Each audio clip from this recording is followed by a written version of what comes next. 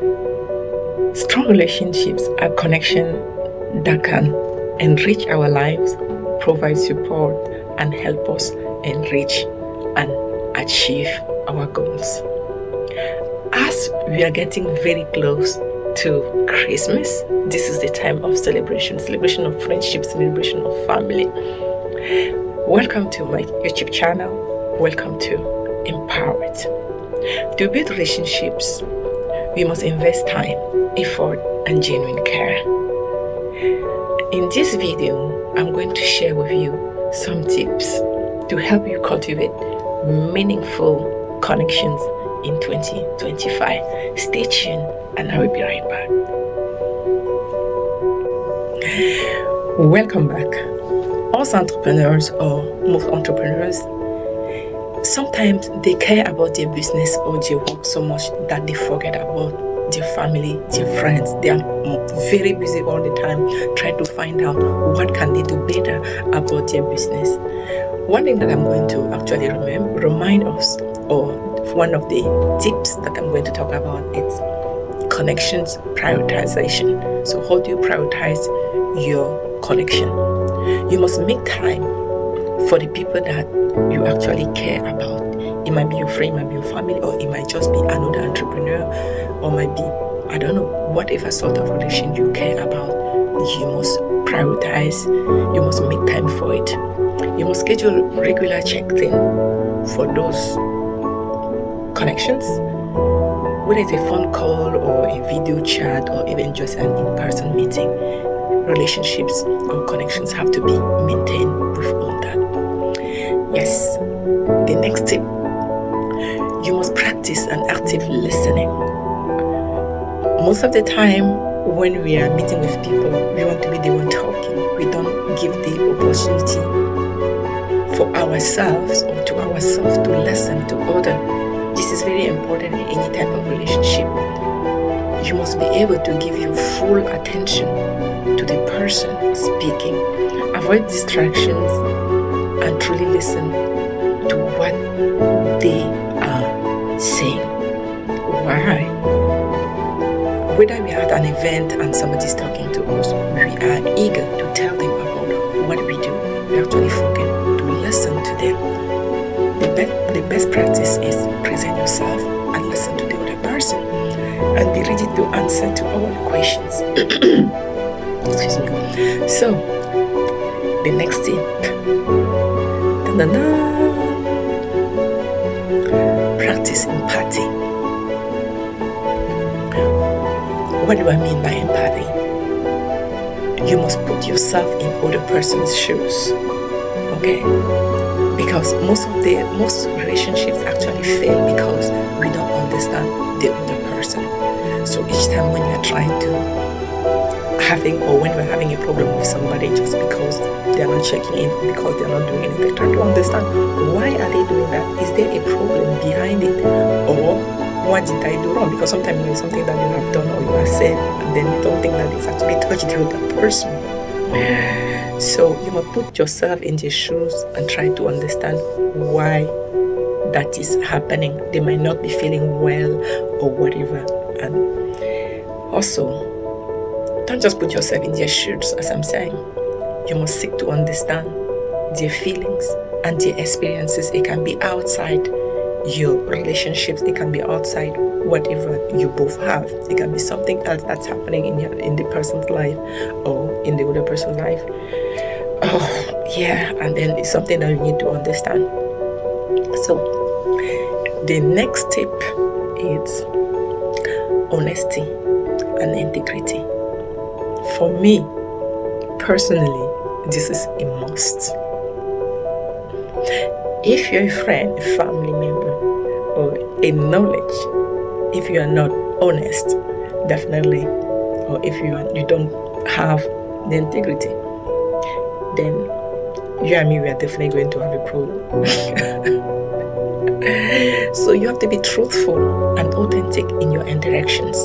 Don't just do things because people are doing it. Don't say things because people are saying it. If you don't like my hair, say, hey, I don't like your hair. or hey, say it in a nice way. So don't be like harsh and so on and so forth. It doesn't help anybody.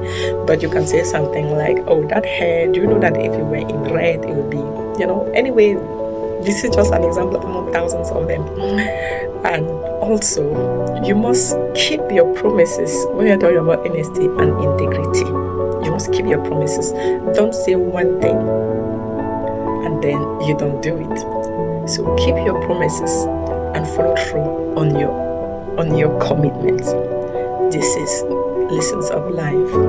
We must follow it because we promise and then we forget about. If you promise something to somebody, it's not up to that person to be checking with you like, okay, when are you going to give me that thing that you promised me, and so on and so forth. No. Usually what I do is that I always ask for a date. When should I expect to get whatever you said you are going to give me, so that I know that I'll give you all the time until that time passes. So the next one is actually an effective communication. I am not an expert in relationships, but I know that communication is the key to every type of relationship. Experience that we live in couples. What happens?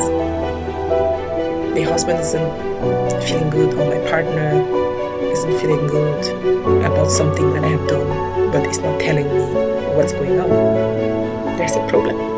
Because if you can't communicate to other, the person won't understand. It can even just be a kid not talking. We also actually encourage kids to speak with us so that we understand what their problem is. In order to help them grow, we must actually meet all those. So you must express your thoughts and feelings clearly and respectfully.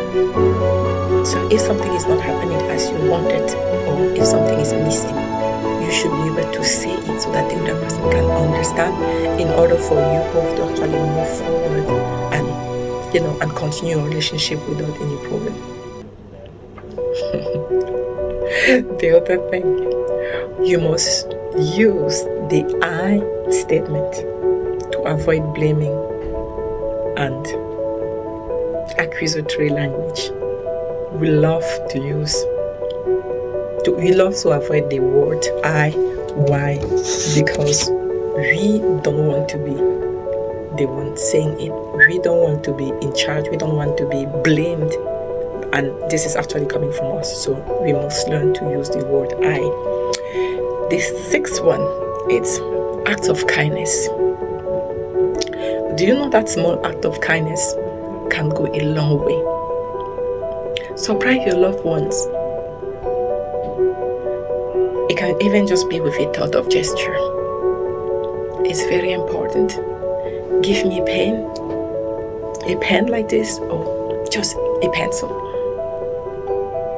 It's an act of kindness and will definitely go a long way. I will remember you because of the way that you give me this pen. I mean, this pen, gosh, the accent says something else. And also, in every relationship, there are always conflicts, and we need to know how to resolve them. So, think about conflict resolution. This is the seventh tip. When there is a conflict, you must think about how we approach it. You must approach conflicts with a calm and open mind. Don't approach the conflict with a decision made already. Approach the conflict ready to listen and to be able to understand.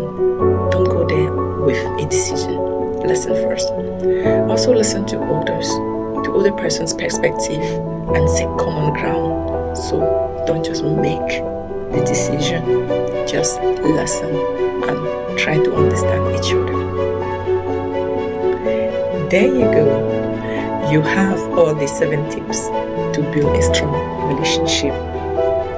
So, practice, prioritize connection, active listening, empathy, honesty and integrity, effective communication, act of kindness, conflict resolution.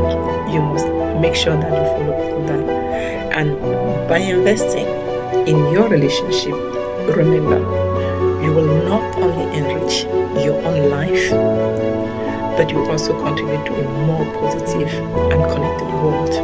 So, how about we start doing that this 2025 coming for a strong relationship and a lasting bond. Let me say that again. How about we start doing that for strong relationships and lasting bonds? Thank you for watching. I will see you again soon. Make sure you're following, you like, and you share. It was empowered. Your journey, your power. Bye for now.